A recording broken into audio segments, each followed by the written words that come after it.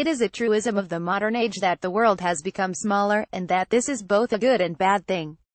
Information is shared where once it was hoarded. Multiplicities of voice are heard.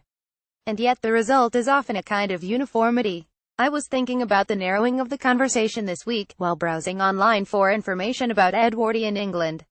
What I came upon, time and again and on almost every website, were references to Donald Trump, analogies with Trump's America, and discussions that, after dispatching the subject to hand, inevitably turned to Trump. The idea of a universal conversation enabled by digital media should be enlightening, the realization of a democratic dream. Instead, what it put me in mind of was Godwin's law, the theory that all online discussions eventually invoke Hitler, and for which in this case one might substitute Trump. Although the two overlap, most Trump discussions get to Hitler in good time. I don't know why this should have been so dispiriting.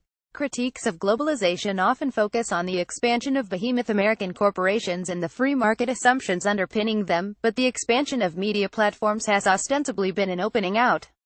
And yet, while many good things have come out of it, most obviously, the advocacy of previously marginalized groups, it has also enabled the rise of a kind of single-focused discussion that cannibalizes everything that falls in its path and encourages us to magnify our anxieties to an obsessive degree. There is a line by Gertrude Stein I often think about, in relation to this, and ironically, I suppose many other things. Must things have something to do with everything, or rather, must everything come down to the same thing in the end? Pause for thought. A walk to the subway in the company of twin 2-year-olds is a journey fraught with incident.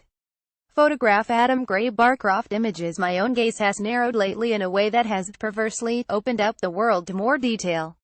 A walk to the subway used to be a straightforward undertaking. Now, in the company of twin 2-year-olds, it is a journey fraught with incident.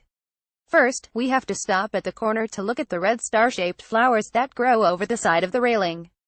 Further up the street, a diversion is necessary to check whether the fire station door is open. At the corner of Broadway, it is imperative to pause for an express subway train to pass under the grill beneath our feet.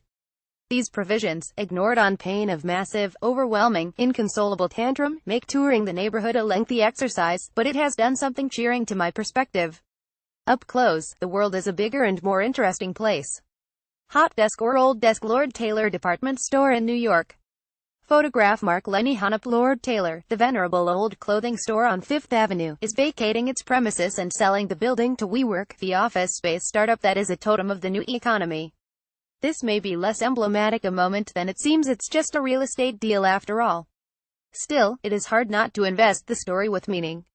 WeWork broadly operates on the principle that nothing is permanent, that renters of its desk space should be able to vacate on almost no notice, and flexibility, for which read insecurity, is as integral to the new economy as intransigence was to the old. There is, as in all things at the moment, a pressure to say decisively whether this is a good or bad thing, and once one has decided, to make what is perhaps the truly emblematic gesture of our times, to stick to one's opinion irrespective of any further information that comes in. Emma Brox is a New York-based feature writer for The Guardian Weekend magazine, blogger for Guardian US, and book reviewer for The New York Times.